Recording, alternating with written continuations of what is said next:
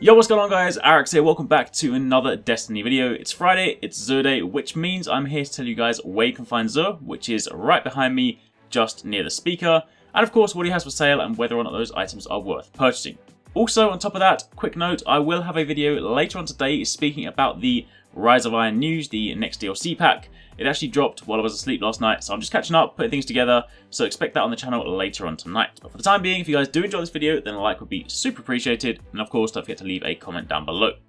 So kicking things off with the Titans, this week you have the Glass House and Exotic Helmet, and the main perk is that Blessing of Light and Weapons of Light last longer.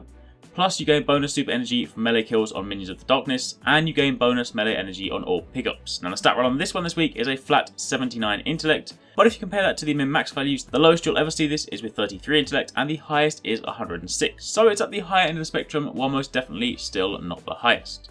Moving over to the Hunters, you have Khepri Sting, which are of course exotic gauntlets. The main perk on this is that you go invisible while crouching, plus if you melee an enemy from behind while invisible, it deals 4 times damage, and melee attacks cause lingering damage, so of course it deals damage over time. Plus on top of that you get increased melee attack speed, and you also get increased reload speed with hand cannons.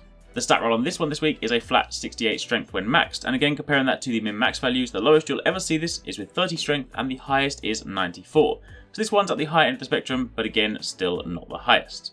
Finally, moving over to Warlocks, you have these Sunbreakers, again exotic gauntlets, the main perk being that it increases the duration of your solar grenade while gaining an additional solar grenade charge. Plus, you get increased grenade throw distance, and also you get increased reload speed with scout rifles. Now, the stat roll on this one this week is 45 intellect and 45 discipline when maxed. And again, comparing that to the min-max values, the lowest you'll ever see this is with 30 in both, but the highest is 60 intellect and 94 discipline. So intellect around the middle region, maybe a little bit higher. Discipline, definitely at the lower end of the spectrum. Next up, moving over from there, we have an exotic weapon this week. We have the Universal Remote, which is of course a shotgun which recently came back into year 2, goes in your primary slot, so it's slightly different in that respect. If you do want to run double shotguns, this is the way you do it. But generally speaking, it's a fun weapon to use, but it's not something I would say is massively important. It deals kinetic damage, which is a little bit of a shame, meaning it does have limited uses in things like Nightfalls. But on top of that, you also have crowd control, where kills with this weapon grant bonus damage for a short time. And of course, the main perk Universal Remote, where range and precision damage increases greatly while aiming down the sight. So again, as mentioned, it does have its uses, but it's just not necessarily one of those things that you need to immediately rush out and grab it now. If you've got spare coins, you're looking for some fun, by all means grab it, but beyond that, you don't really have to buy it. On top of that, of course, you have a Legacy engram this week. Again, as a quick reminder, I say this every single time, and I'm going to keep saying it, this is a year 1 engram. So if you're looking for a year 1 chess piece for some reason, then by all means grab this. But if you're new to Destiny, don't go wasting your coins because it's expensive and the item won't be of use to you. Finally, looking at the Curios, you of course have Emerald Coil, Void Drive, Heavy Ammo Synth, 3 of Coin, Glass Needles, and of course 1 Mote of Light for 2 Strange Coins. And that's it.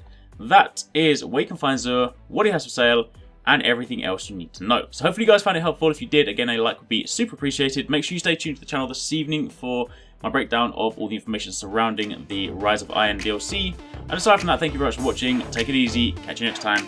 Peace out.